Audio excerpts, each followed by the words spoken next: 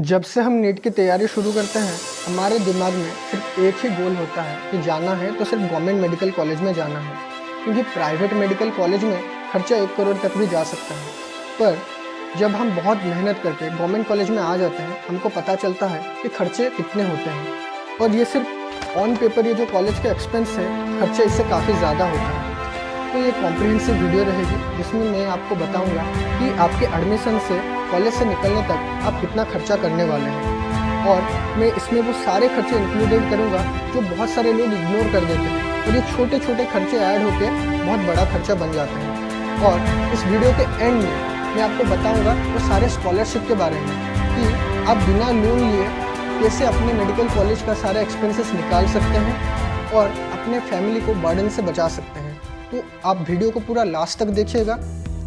Hello friends, I am Suraj. I am currently studying in SV medical college Cuttack, और बिना किसी देरी के चलिए शुरू करते हैं। मेडिकल कॉलेज के सारे एक्सपेंसेस को मैं 3 हिस्सों में ब्रॉडली डिवाइड करूंगा। एक तो होता है ऑन पेपर एक्सपेंस, मतलब जो कॉलेज आपको लिख के देता है कि इतना खर्चा आपका होने वाला है, और उसके ऊपर रहता है आपका लाइफस्टाइल।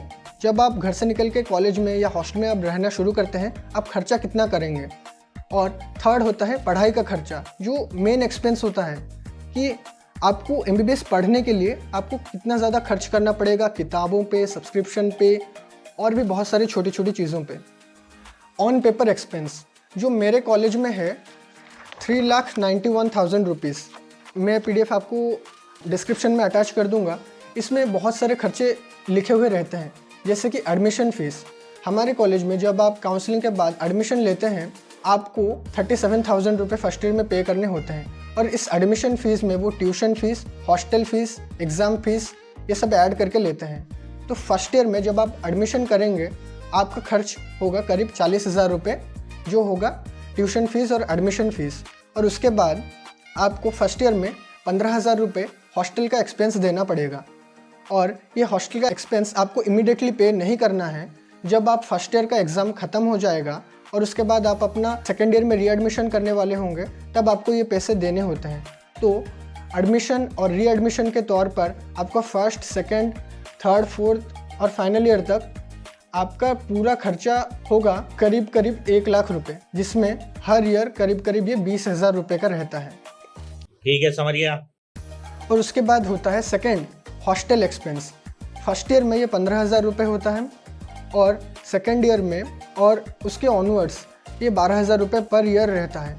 दूसरे मेडिकल कॉलेज में ये वेरी कर सकता है। तो सारे 5 साल का हॉस्टल एक्सपेंस अगर आप ऐड करेंगे तो ये करीब 60,000 रुपये होंगे। थर्ड होता है एग्ज़ाम फ़ीस, जो 5 साल में करीब आपको 5,000 रुपये खर्च होगा। ये आप ऑन पेपर कॉलेज को आपको ये सबमिट करना है। उसके बाद अदर ऑफिशियल एक्सपेंस रहते हैं, जैसे कि आपका कॉलेज यूनियन होता है, जो आपको आपका फ्रेशर्स वगैरह या आपका कॉलेज फेस्ट ये सब अरेंज करता है, और आपको ब्लेज़र, एप्रॉन, स्टेथोस्कोप वगैरह देता है। तो इसके लिए कॉलेज यूनियन को आपको करीब 5,000 रुपये फर्स्ट ईयर में पे करने होते हैं। उसके बाद कॉलेज में बहुत सारे फेस्टिवल वगैरह होते हैं, जिसमें करीब आपका हर साल 1,000 रुपये जाएगा। और उसके बाद कॉलेज से आपको जो रिकॉर्ड वगैरह मिलते हैं, उसको आपको अलग से परचेस करना पड़ता है, तो उसके लिए भी करीब 5,000 रुपये आपके लगेंगे। तो अगर हम ऑन पेपर ऑफिशियल ऐड करें तो आपका यह खर्चा होगा करीब 1,75,000 रुपीज़। क्या बोला तूने? उसके बाद आता है सेकेंड टाइप का खर्चा, कि आप कॉलेज में आ गए तो आपका लाइफस्टाइल थोड़ा डिफरेंट रहेगा। तो ये लाइफस्टाइल मेंटेन करने के लिए आपका कितना खर्चा होता है। जो डे स्कॉलर होते हैं उनको तो ये खर्चा नहीं देना है, ये सिर्फ आपको देना है। हम मालूम है तेरे बाप को मत सिखा। तो जिसमें सबसे बड़ा खर्चा होता है खाने का। अगर आप हॉस्टल में रहेंगे तो आपको हॉस्टल का मेस फीस देना होगा। यहाँ पर ब्रेकफास्ट, लंच, डिनर ये सब मिला के आपका रोज़ का कुछ 130 से 150 रुपीज़ पड़ेगा, क्योंकि आपका लंच और डिनर में जो होता है उसका प्राइस 50 से 75 तक वेरी कर सकता है, और ब्रेकफास्ट 30 रुपये का होता है, और आप इवनिंग स्नैक्स भी खाएंगे। तो खाने के लिए आपका पर मंथ अप्रोक्सीमेट 4,000 रुपये आपके लग जाएंगे। खाने का खर्चा ही आपका पूरा 2,50,000 रुपये के करीब हो जाएंगे। Oh my God! उसके बाद थर्ड, जो सबसे वास्ट होता है, कि आपका पढ़ाई का खर्चा। आप कॉलेज में तो पढ़ रहे हैं, क्लास वगैरह जा रहे हैं, उसके बाद भी आपको किताबें खरीदनी पड़ेंगी। और MBBS में 5 साल में पूरे 19 सब्जेक्ट होते हैं। फर्स्ट ईयर में आपको 3 होते हैं, सेकेंड ईयर में 3 होते हैं, और थर्ड ईयर फोर्थ ईयर में 4 होते हैं, और फाइनल ईयर में पूरे 9 सब्जेक्ट होते हैं। तो ये जो किताब होते हैं, आपको फर्स्ट ईयर में तो किताब खुद खरीदनी पड़ेगी, सेकेंड ईयर ऑनवर्ड्स आप सीनियर से मांग सकते हैं। और हमारे कॉलेज में ऐसा होता है कि बुक स्टोर के साथ टाई अप वगैरह होता है, तो अगर आपको अमेज़ॉन में वो किताब मिल रही है, मान लीजिए नेटर के अटलास आपको कुछ 3000 की पड़ रही है, तो मैंने वो करीब 1200 रुपये में ख़रीदा था, क्योंकि हमारा कॉलेज वगैरह में उसका डिस्काउंट रहता है अलग से।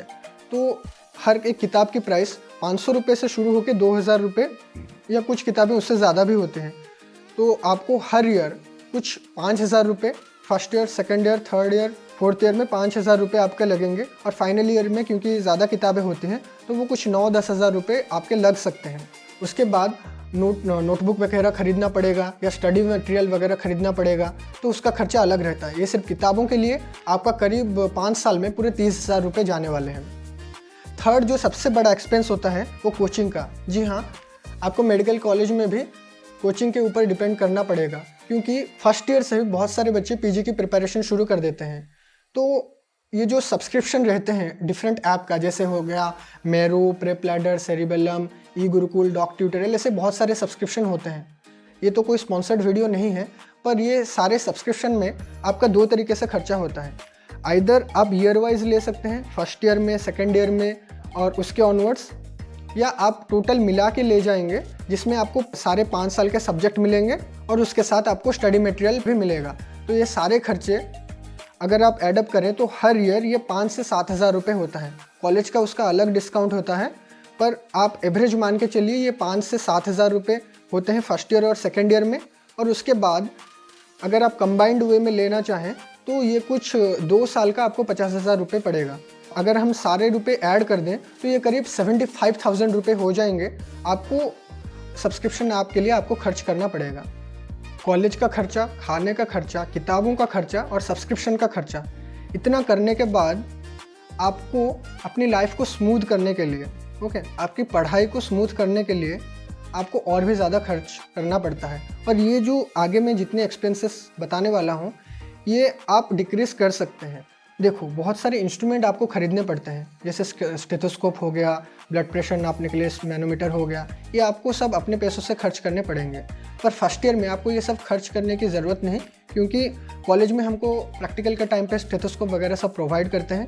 पर फिर भी अगर आप ख़रीदना चाहते हैं सेकेंड ईयर ऑनवर्ड्स, तो मान लीजिए एक स्टेथोस्कोप आपका 1000 का पड़ेगा। वैसे फर्स्ट ईयर में आपको डाइसेक्शन बॉक्स, बोन सेट ये वगैरह भी लेना पड़ता है, और वो सब आप अवॉइड कर सकते हैं, क्योंकि हम अपने डाइसेक्शन के टाइम पे वो इशू कर सकते हैं और आप उसको लेके अपनी पढ़ाई कंप्लीट कर सकते हैं। तो ये सब खर्चे आप अवॉइड कर सकते हैं। और उसके ऊपर रहता है कि बहुत सारे बच्चों को पढ़ाई करने के लिए एक स्क्रीन की ज़रूरत पड़ेगी। जो आप ज़्यादातर बच्चे टैबलेट लेते हैं या लैपटॉप लेते हैं, क्योंकि फ़ोन में तो आप इतनी सारी पढ़ाई नहीं कर पाएंगे। और फ़ोन भी चाहिए होता है, क्योंकि आपको बहुत सारे जगह पे PDF का फ़ोटो लेना पड़ता है, डिफरेंट स्पेसिमेन के फ़ोटो लेने पड़ते हैं। तो एक फ़ोन, टैबलेट या लैपटॉप आपको लेना पड़ेगा। तो ये इसका खर्चा भी कुछ 50,000 के अराउंड आएगा, पर इसको भी हम अवॉइड कर सकते हैं। अगर आप सिर्फ किताबों से पढ़ेंगे, कोई PDF नहीं पढ़ेंगे, तो आप ये खर्चा अवॉइड कर सकते हैं। और उसके बाद एक बहुत बड़ा खर्चा होता है ट्रैवलिंग का, क्योंकि सेकेंड ईयर ऑनवर्ड्स आपको क्लिनिकल पोस्टिंग में जाना होता है। पर SCB में क्या है कि सब एक कैंपस के अंदर है, तो ज़्यादा दूर नहीं जाना पड़ता। इसलिए मैंने तो एक साइकिल लिया है, और यहाँ पर बहुत सारे बच्चे स्कूटी रखते हैं और बाइक वगैरह भी रखते हैं, पर यह खर्चा आप कम कर सकते हैं। और उसके बाद तो लगाने के लिए तो आप रूम में AC लगा सकते हैं, वॉशिंग मशीन लगा सकते हैं, और लॉन्ड्री का अलग पे खर्च होता है। तो ये सारे खर्चे हम कम कर सकते हैं। उसके बाद आता है कि हर कॉलेज में एनुअल एग्ज़ाम ख़त्म होने के बाद बच्चे बहुत सारे ट्रिप पे जाते हैं। जैसे अभी हमारा फर्स्ट ईयर का एग्ज़ाम ख़त्म हुआ, सारे बच्चे अभी बहुत सारे जगह पे ट्रिप पे गए थे, और पिकनिक वगैरह होता है। तो आपको साल में एक बार तो ये सब अटेंड करना होगा। तो मान लीजिए कि पिकनिक वगैरह में आपका कुछ 500,000 रुपये खर्च हो जाते हैं, और जो ट्रिप में जाते हैं तो उसका तो 1000 से शुरू होके वो 25,000 तक भी जा सकता है। उसके बाद कॉलेज में बहुत सारे बर्थडे आएंगे, आप सेलिब्रेट करेंगे। तो आपको ये जो छोटे छोटे एक्सपेंस होते हैं, स्टेथोस्कोप से शुरू करके ट्रीट तक लेके, तो इस सब में आपका 5 साल में कुछ 60,000 रुपये खर्च हो जाएंगे।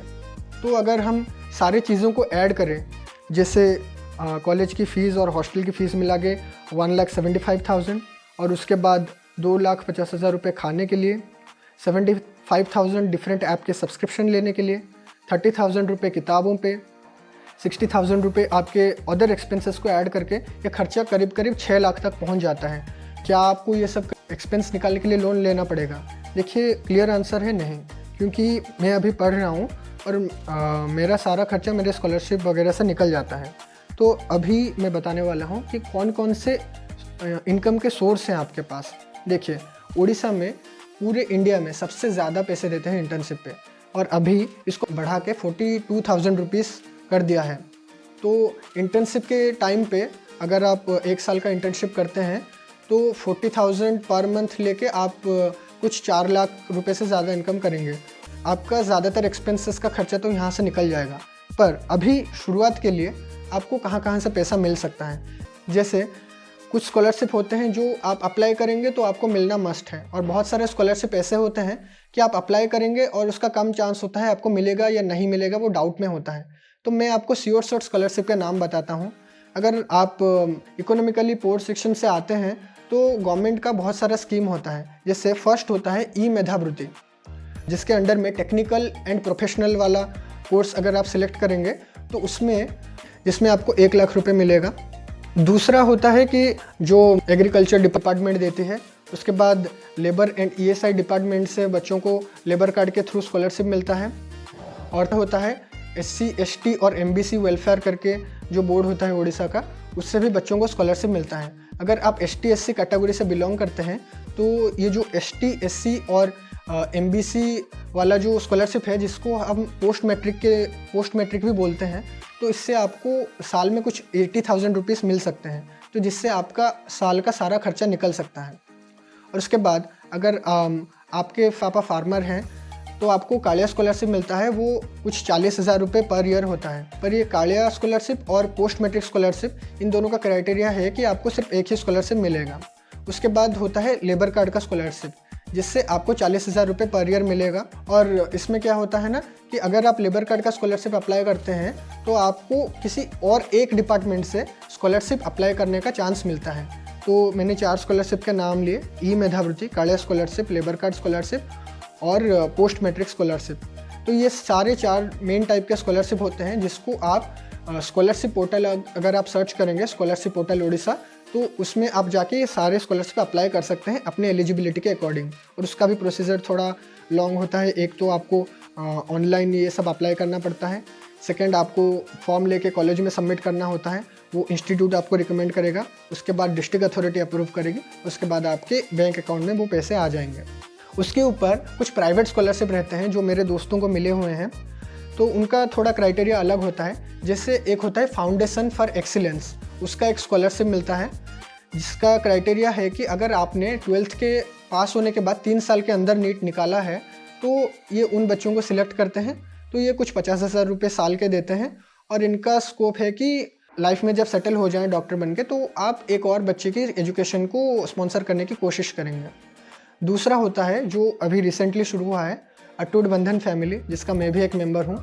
तो ये अटूट बंधन फैमिली आपको एक फैमिली से मिलाती है जो आपकी एजुकेशन को स्पॉन्सर करते हैं। आपका एडमिशन से लेके मेस से लेके सारा खर्चा वो फैमिली आपका देगी। तो ये सिर्फ नीडी पुअर बच्चे, और इसमें कोई कैटेगरी का कोई रोल नहीं होता, जो भी बच्चे नीडी होते हैं ये अगर आप रीच आउट करेंगे तो आपको ये स्कॉलरशिप मिल सकते हैं।